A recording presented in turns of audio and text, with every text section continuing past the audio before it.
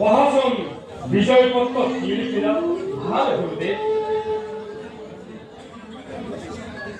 অযোধ্যার মহামণি দশরথের পুত্র শ্রীরামচন্দ্রই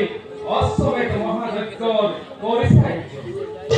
মেরি দিছে যজ্ঞস্ব ভারতৰ সকলো প্ৰান্ত যজ্ঞ অশ্বৰ লগত আছে